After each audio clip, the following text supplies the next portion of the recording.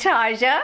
Hello, Indrani. Hi, nice to see you. You look amazing. Thank you. I'm like halfway ready for work. Half prepared. You look fabulous. As long as Thank the you. face. You know, Yes. trying to get that money, honey. Yeah, yes, I can see why they pay you the big bucks, my darling. Thank you. Thank you. You see the vision. I'm sorry.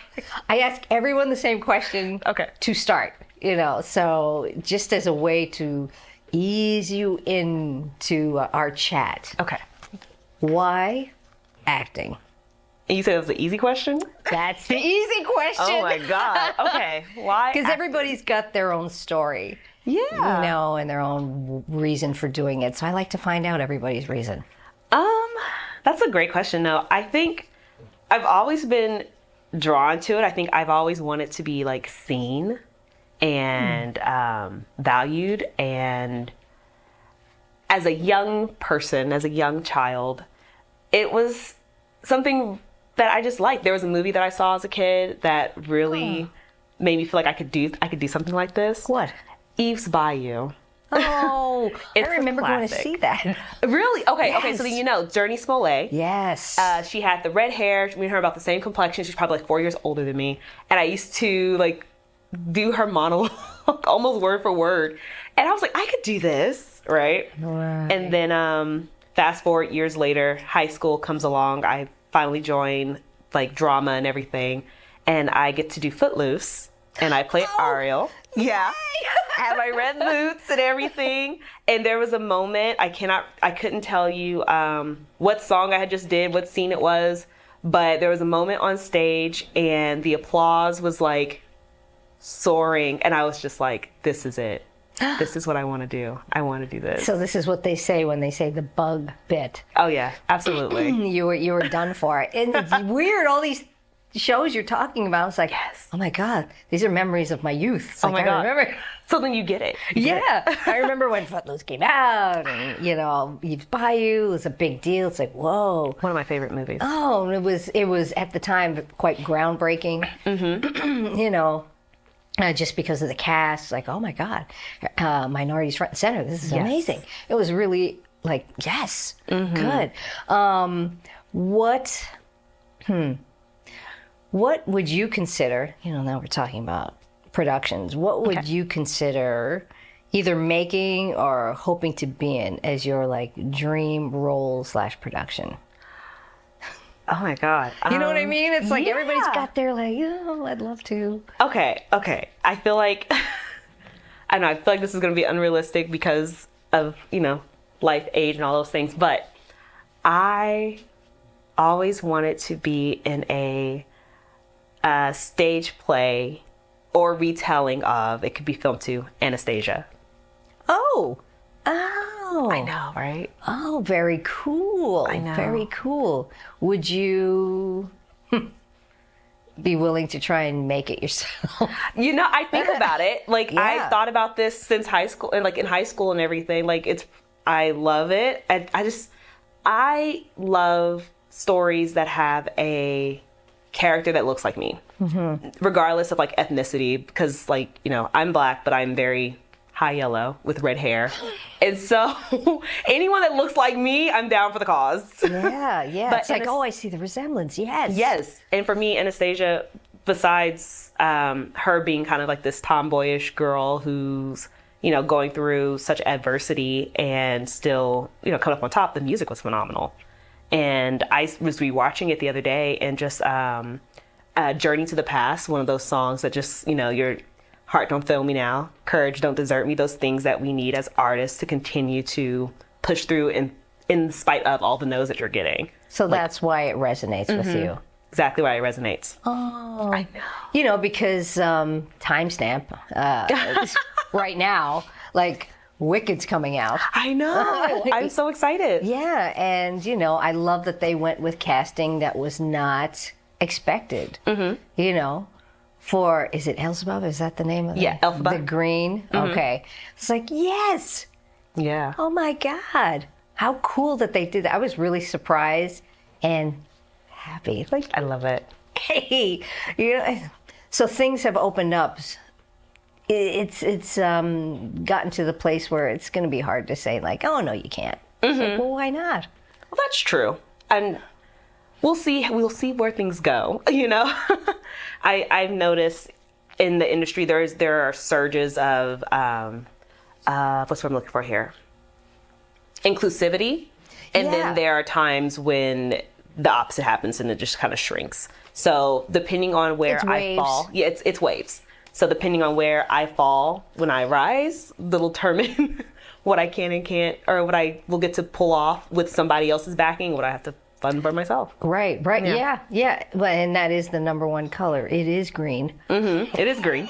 Told all my students, it's like, well, that's the number one color. I'm sorry. That's going to make money. Exactly. You will get backing like you wouldn't believe. Mm-hmm. As you go through, because you're just starting to surge up now, in your career. When you had really tough times, I'm sure you still have them. Oh yeah. Absolutely. And see, everyone's going to love you for that. Because trust me, this one going like, oh my God, yes, she's preaching the truth. I feel like I'm in your office like every other week, like, oh my God, listen. But, well, yeah, what's this phrase? The struggle is real. The struggle is real. But the beautiful thing is, what is it? Misery loves company. Everyone's going through it. Everyone's going through it. That's fair. Even at this really, really high levels, it's like, well, they're going through it. Oh yeah. It's just different set of circumstances. Right. And more money does require more mouths to feed. Mm-hmm. More responsibility, Yes. So you really have to maintain a certain level. So that's tough. That has its challenges. What is something that you do to keep yourself going and positive? And, what advice can you offer? Okay. The advice I can offer is to have someone in your corner that believes in you enough to remind you to continue to believe in yourself. Oh. For me, it's my aunt. When it's going rough, and I think what I love about my aunt so much is that even in my darkest times, she's like, oh yeah, it's just character building. That's her. Oh, I love her. I need to meet she's her. Great. Anytime she wants to come to class, she may come. Oh my God, she's gonna love to hear that the next time she's here. Okay. We got a couple more weeks. Tell her to come. I can't wait. Well, she was just here a few months ago, so next year she'll probably come back and visit. Please. I love it when parents and family members come. I love that, because she even helped me when she was here. She was my reader for one of my auditions. It's open because it's nice for them to see what you're doing also. You know what you're doing. She's always had an interest in it too. So where does she live? She lives in Dallas, Texas. Oh, dang it. Yeah, I know. I know. But she works for airlines, so depending on like how everything goes, she could possibly hop a flight for like a day and then fly out. She would be totally down. You know what? I had a student who actually worked out of Texas. Oh, and she would fly back and forth. She was kind of, well-to-do. Things were set up. Oh, lovely. If she was enabled to do that, it's not impossible. Yeah, it is a thing. I like your advice. Yeah, no, it's just there was a period where like so much had went wrong in like the span. I think you were there for it. Yeah, you were going last through. November, week after week. You had the pylon. I did. Yeah. Every week something happened that drained my finances even more, and I was just like, I don't know if I'm gonna make nobody can relate to this.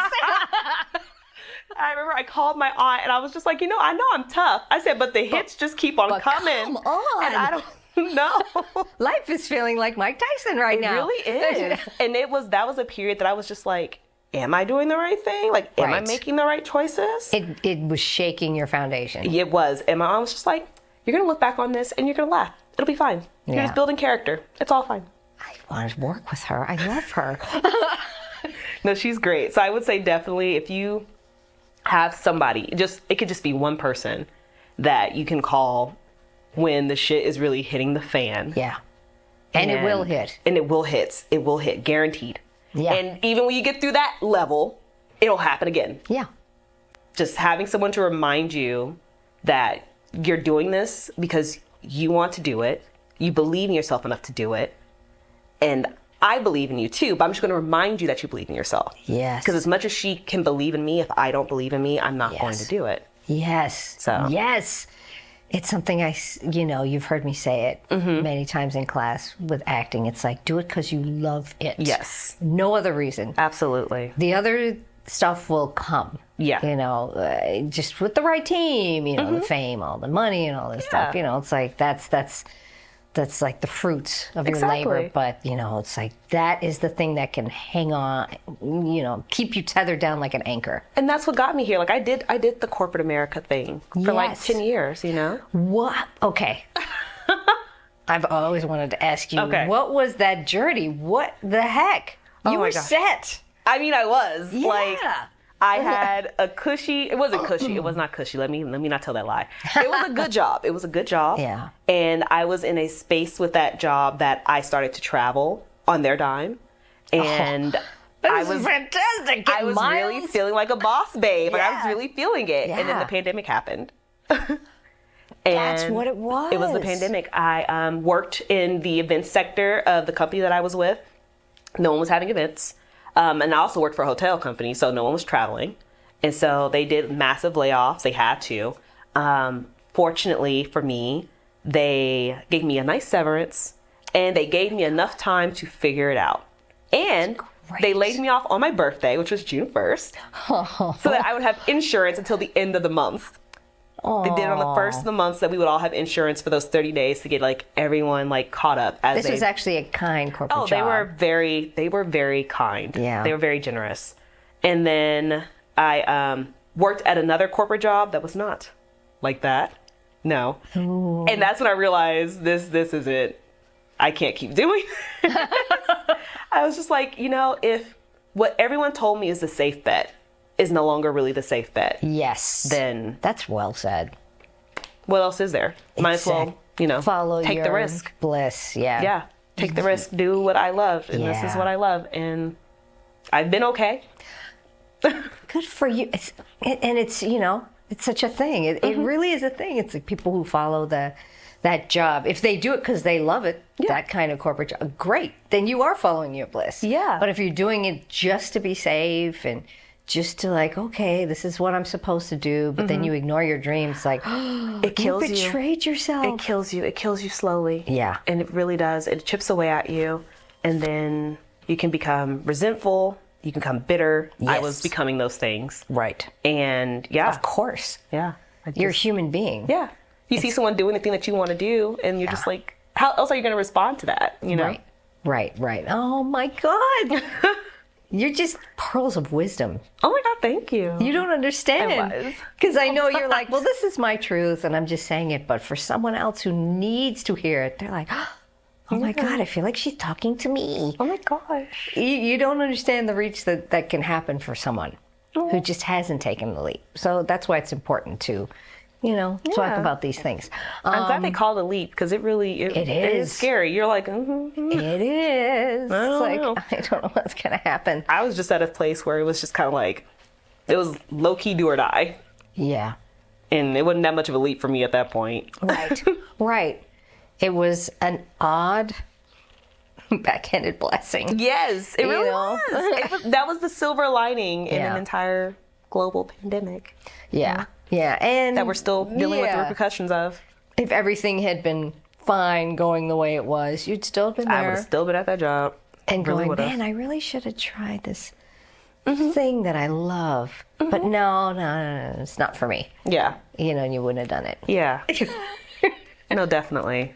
And then I would have been like 80 on my deathbed. Like, I didn't even I wish I did this. Acting. Woe is me. I could have done that. There's a lot of people. I know, and that was my biggest fear. Yeah. At the time. That's a bigger fear than not doing it at all. Just having that regret. Having security. It's like, no, regret. Yeah, because you can't buy it back. Exactly.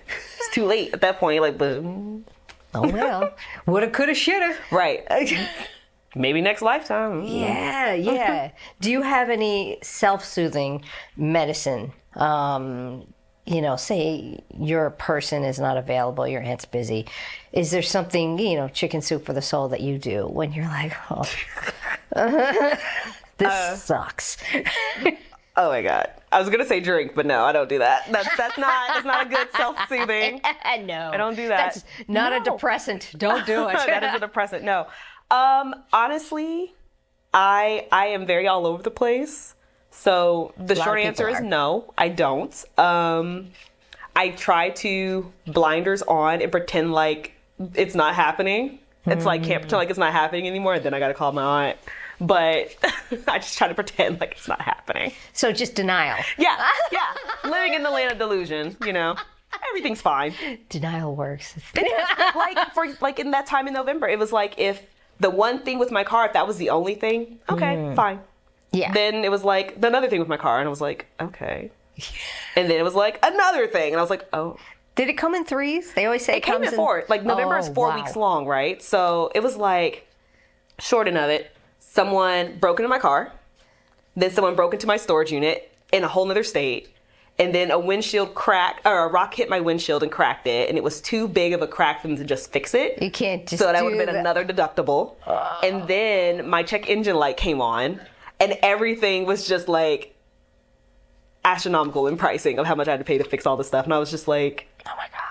I mean, not astronomical, but it was pricey for what I had. And I was just like, oh my God. Well, depending on where you're at financially, it can be like and November is like a tricky month for a lot of people out here. It's a rough month. Right before the holidays. There's so much going on. Yeah, absolutely. Subscriptions for the year are renewing, like all that stuff. It's true, like, I had 3 renew. Yeah, it's pretty bad. Oh. But yeah, so like last year that was tough. And if like one or two of those things, I could have easily have been like, all right, it's time. We can figure it out. Fine. Worst case scenario, I can prep for it. Yes. Couldn't prep for those things. And then I'm like, all right, calling the aunt. Yeah. But yeah, if it's, I don't know what I would have done if I didn't have her to call in that particular instance, because it was more than I could just fathom. Yeah. To like process a worst case scenario. Yeah. So I probably would have cried. Yeah. Cried in my apartment. Sometimes a good crying session is great. It really is. There's no shame in crying. No. It's like, who are you being strong for? Myself? It's like, no, let me have a breakdown here. I feel better. Yeah, like, okay, now I can think. Now I can process. Yeah, because otherwise it just builds up and it just can make you sick. Yeah. All these things can happen. Right. And then I'll say, the mature version of me will say, yoga. Love yoga. Remember to breathe. If you can breathe through it, you can get through it. Yeah. Those are mature sides of me. That's a good refrigerator magnet. It really is. It really is. And it helps some people whenever I say those. Yeah. But whenever I'm dealing with it, and I say, okay, just breathe. I'm like, but the problem's still here. Just not working right now. Right. Yeah. Just, still dealing. Yeah. We're not quite to the other side yet. Right. I'm still freaking processing. out. Still freaking out. Now, when it comes to the work and you get stuck, because we all do. Yeah. Everybody does. That's the thing. As an artist, that happens. What in your process helps you figure it out and get to the other side? Character, script, whatever. Yeah. No, I definitely ask questions. I ask for help. Sometimes it's because my frame of reference is not wide enough to have had any of those experiences to pull back on. Right. So then, sometimes I'll come to you to get an idea. Yeah. I think I had that similar issue with, what was that play that we did? Neil Simon. It's the one there. I can't remember. Not Star Spangled Girl. What was it? I can't remember the name. Dang it. We'll come back to it. We'll circle back. We'll circle back to the name of that one in a bit. But when I was doing that one, I was having a hard time with her character because I was struggling with judging. Yeah. Which we knew. And it's so common. Yeah, but like you help with a perspective shift. And that's it. That's usually what That's a great way to put it. Because that's all it is. It's usually just a little shift in the perspective. And then I'm like, oh, okay, now I can relate to this. Because I'm not looking at it from the lens of like, why I would never do something like that. But it's more like, oh, well, she's doing her best because she loves him. She picked the apartment. She did this. Yeah. She decorated and all this stuff. Sure, she didn't pick the bathtub. She didn't pick a place with a bathtub that he wants. But she found a place, And I'm just like, okay, I can work with that.